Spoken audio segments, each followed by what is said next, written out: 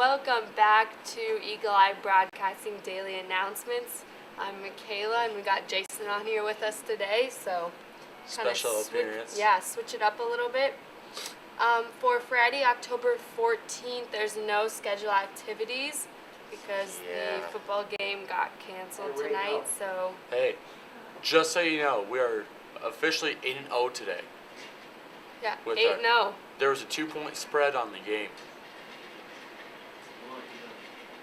I don't know what that means, but okay. For Saturday, October 15th, there is a marching band competition in Vermilion, junior high volleyball tourney at Ewing starting at 9 a.m. For Sunday, October 16th, there's a 7 through 12 fall choir concert. It is at 2 p.m. Due to low numbers, Madison has decided to forfeit the O'Neill vs. Madison football game scheduled for tonight at O'Neill. Senior Parents Night for football and cheerleaders has been moved to Monday, October 17th, and will be held at the JV volleyball game. Senior Parents Night for volleyball will also be held at this time. Please remind all senior parents about this event. That is going to be a long senior parents. Yeah, cheerleaders, golf, volleyball, football. Mm-hmm. That's going to be a big night. Mm-hmm. FCCLA members, if you ordered a district t-shirt, they are here. Please pay and pick them up. Football playoff order forms are in Mrs. Ludwig and Mrs. Price's office. Order forms are due back by Tuesday, October 18th at noon. And those t-shirts, I have seen the order forms. They're very nice this year. I suggest... actually, we have a form right here. It's all black. The t-shirts for the short sleeve and Shane, is that the long sleeve too? Yeah, there's long sleeve. They're like half polyester and half cotton. So they're not gonna shrink when you buy them, and they're not gonna be real sticky like polyester. So they're really nice. I'm like the material queen over here. Quite the fashionista. That's a big word for you. 3X or larger will be cotton though on every purchase. The sweatshirts and the sweatshirts are also cotton. But they are really nice this year, and you can actually read the letters this year too. Mm-hmm. All black. They look really nice. And the t-shirts are, for the short sleeve and the long sleeve, it looks like they're $15. Why is the t-shirt short sleeve? Oh, if you want a t-shirt short sleeve that's just cotton, those are only $13. So the sweatshirts are $18 and the hooded sweatshirts are $24. So if you want a playoff shirt to wear to support the Eagles, go to Mrs. Ludwig or Mrs. Price and get those in by October 18th. So it looks like that's all we have for your announcements today. We're going to go on over to the weather now.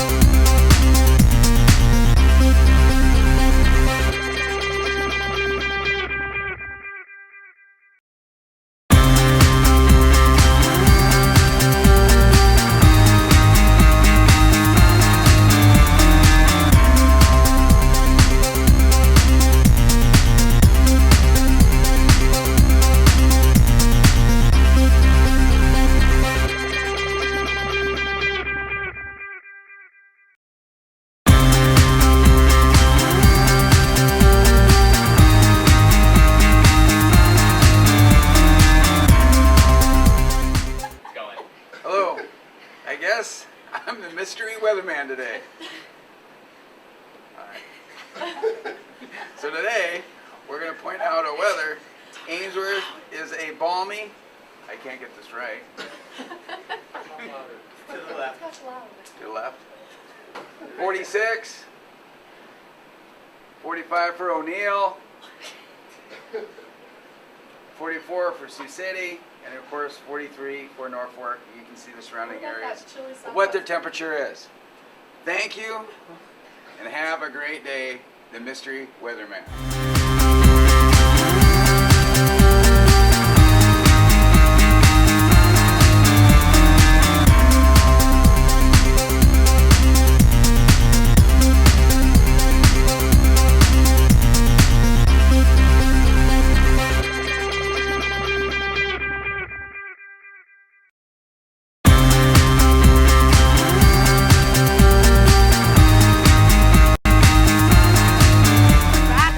Thank you to our guest mystery weatherman for doing our statewide weather for us this morning. Yeah. That's a fun You idea. did a good job. We might have to start that as a weekly thing, so stay tuned for more mystery weathermen on Fridays. We should put it into the toilet times and see, like, they can guess who they think the mystery weatherman is. Oh, maybe that's an idea. We'll look kinda into cool. it. That Yeah. would be kind of cool. In O'Neill right now, it's currently 45 degrees. It looks like it's clear and sunny out. Humidity's around 81% right now. The wind's out of the south at 14 miles per hour. No precipitation expected today, so that'll be good. And as it gets into the afternoon, it'll get into the upper 70s, it looks Ooh. like. So that's nice. Yeah. Too bad there's no game tonight. I know. But it looks like the wind will be around 22 miles per hour and the humidity is around 48%. As it goes into the evening, it'll climb down into the 60s and then upper 50s. The wind looks like it'll go down a little bit to 19 miles an hour, and this humidity will go up to 53 and 68%.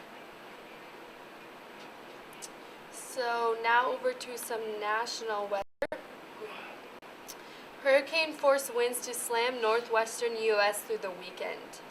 A train of storms will pound the northwestern United States with flooding, dangerous surf, and hurricane-force winds into early next week. The most severe impacts will be felt from southwestern British Columbia through western Washington and Oregon, and into northern California as several Pacific storms barrel onshore through Tuesday. Residents in and around these areas should be aware of the threat for urban and coastal flooding, mudslides, washed out roads, power outages, property damage, and travel disruptions during the onslaught. The first wave of heavy rain and wind will continue to press inland across the northwest into Friday night. The bulk of the rain will focus along the Interstate 5 corridor from Seattle to Redding, California. Flooding is expected to mainly occur on a localized level during this initial push of moisture. Some rain is expected to reach as far south as San Francisco, where the first measurable rainfall, 0.01 of an inch or greater, since May 8 will fall. The combination of rain, wind, and poor visibility could make travel very hazardous on area highways. The rain will be windswept at times, with gusts generally ranging from 40 to 60 miles per hour across the region. Gusts past 80 miles per hour can be expected along the immediate coast and over the mountains. On Thursday night, the winds proved to be too strong for many trees and power lines across the region. Over 7,800 Portland General Electric customers were without power around 3 a.m. on Friday. So now we're going to go to some This Day in Weather history. In the eastern U.S. in 1988, widespread record cold location, new record, Old Augusta, Georgia. It says, do we even read these? These don't make sense. Yeah. So, scratch that. In Alaska in 1991, first major snow of the season amounts Anchorage 12 inches, Elmendorf 13 inches, Palmer 11 inches, Fort Richardson 19 inches, Healy 12 inches, and Denali National Park 17 inches. In Fort Lauderdale, Florida in 1965, there was a 24-inch deluge in 4 hours.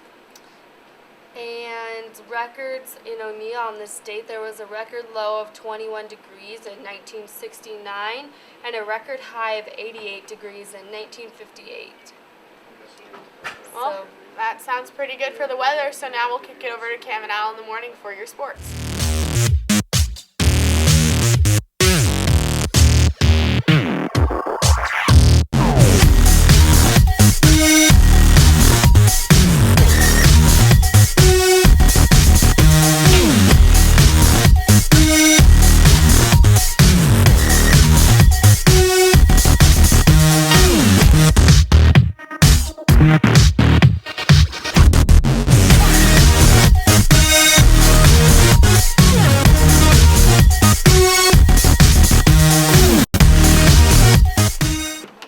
We're gonna kick it off with the legal sports news and You didn't do the intro. all right, it's Cam and Al in the morning, Friday edition. That's Al. That's Cam. We're gonna kick it off with the legal sports news. There's not a lot going on today, but we're gonna pull in Coach Hilker of the O'Neill cross country team. We're gonna interview him and just ask him how the day went yesterday at district cross country.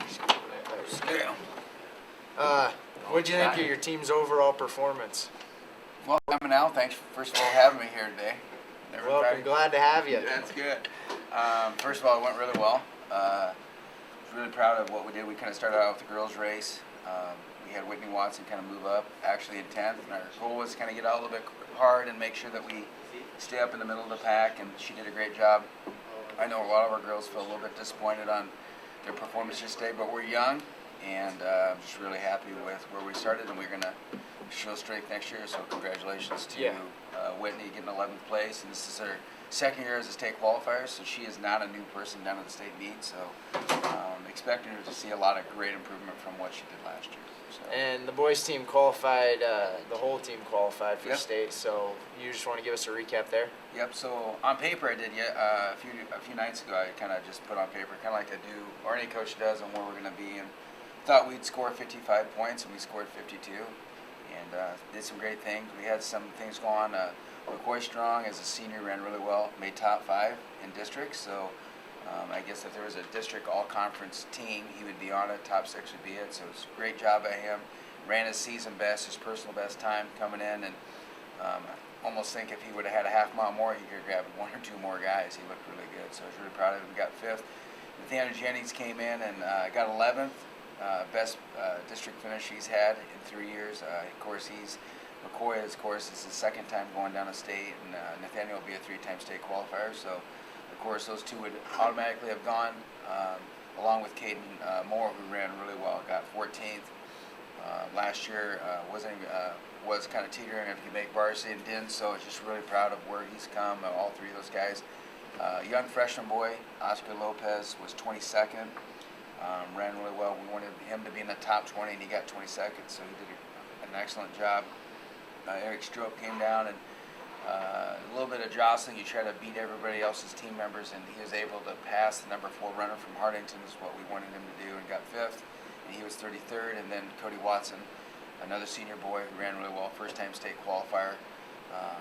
We got 38, so couldn't ask for a better deal. Second year in a row that we got district runner-up, and just think we have a lot of great things going on in O'Neill right now. Our football team, of course, I think you guys might know. I don't know if you know this or not. They're 8-0. So we're doing great. Our volleyball team's getting more wins. I just think that overall our athletics are just getting better, and the support that we have. When the kids walk back in the gym, I know you guys are cheering them on. It was great, and like I said, we have a lot of good things. We're excited about next week. We go down to Kearney Thursday night, and we'll compete Friday afternoon. The girls will run at 2, and boys will run at 3. And then I think a bunch of them are going to try to jostle up and watch the Eagles do something that's never been done, I believe, right? Be undefeated before the state. Have we ever been It's undefeated been a before? while. Do you know? I don't know. So don't quote me on that, because Mr. Hostert would know, Mr. Gary Hostert would know. But in 21 years that I've ever been here, we've never had an undefeated season. And It would have been 88 would have been the last time, I think. they had 2 losses going into state. That was Coach Kevin Marlowe's deal. Yep. 67, wasn't it? I heard 74 But that was before state playoffs, yeah. That was. I was just wondering, and maybe the viewers are wondering, how do you score cross country? Like, Yeah. It's kind of like golf a little bit, where what you want is you want to come in and you take your places. So, for example, we went 5th, 11th, 14th, and 22nd. So you take your top 4 places, you add them together, and low score wins. Okay. Okay. That's So how you have 5 runners and you only or you have 6. You have 6 runners, 6 and you runners score. and you score 4. Okay. So those 5 and 6 runners are called kickers, and what they do is you try to get them to run above the number 4 runners from other teams, so it pushes their points down. Okay. Make sense? Yeah, that makes sense. Okay. I understand that. Yep. So, like I said, thanks for having me on. Yeah, no problem. Thank you Thank for coming and congratulations on a good district meet. Oh, yeah. Good Thanks. luck next week or You guys next too. week at state. So If you guys don't win tonight, don't come home. not planning on it. Well, that's Coach Hoker, head coach of the OHS cross country team, and just a shout out to the cross country runners who qualified for state, and then also the ones who saw their season end yesterday. Just a good job working hard all season, and good luck to the boys team that will all be competing at state next week, and Whitney the one Watson. lone girl, Whitney Watson, who got 11th. So congratulations to them. And Yeah. last night, Yesterday there was a couple. There's volleyball and JI football. Volleyball, they dropped 3 sets to Norfolk Catholic. Played hard. And then the JV win. Jay, how you mean? I'm talking about JV Oh. volleyball. JV volleyball. Sabrina, did the JV win? JV did not win, so just definitely a hard-fought game there. Oh yeah. And We were then there. junior high traveled up beyond the border to South Dakota, so Wagner. played Wagner, South Dakota, and I'm not sure the results on that. BNA They won. 32-0. So, and right now we are going to have a little highlight clip of the junior high football season played, was made by Juan Zapata and Peyton Matthews.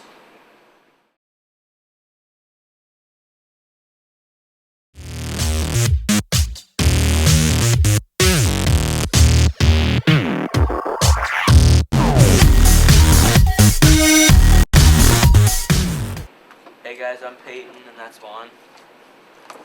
Today we're just going to show you some football highlights, junior high, show you what we're made of.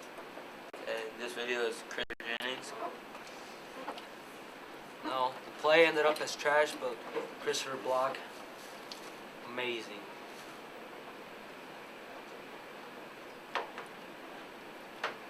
Surge is on that line, stay with this block, perfect. This is Elliot Sluns. He has a pump block.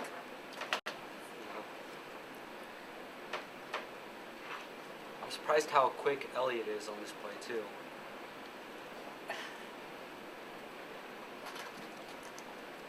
Here's Juan Zapata. On that last play, Parker covers the fumble, doesn't he? Yeah. This is Juan. He had a nice tackle. Oh yeah, Got the quarterback. the finest. Perfect form too. Here's Mason Walsh. Deep throw to Keegan Moore for the touchdown. Yeah, it was a dime pass. Such a low quality picture. I mean, video actually. Here's Parker S. with his 2-yard gain. Oh yeah. And I take anything. Just don't lose the ball. Peyton Matthews up next. Yeah. Got a fumble. Oh, that was a perfect play. Sean Coachee picked up and scored. I saved the play. I blocked that number 33. He would have got Sean, but he got a touchdown that play. Here's Servando Gonzalez. Matt Chul, the long snapper, snapped it over Servando's head, and Servando made up for it by getting quite a few yards. And towards the end, he does this really good job. Trucks that one guy. Surprised he didn't go out for like 5-7 yards. This one's Thomas Garcia. He right up the middle. This is the quickest I've ever seen Thomas go. Thomas has done a really good job this year. Yeah. Here's Turner Dressel with the 33 counter G kick, was it? No, no, line tray. line tray. Yep. Payne, you should. I know you didn't want. You wanted to be safe. You should have got that block on that 81. Turner would have been clean in that one. There's Tommy Kotzer. Ooh, Tommy, one of the finest players out there. He threw a nice pass, I guess, to Angel. Yeah. The line gave him enough time to roll out, look for his options, just let the ball fly.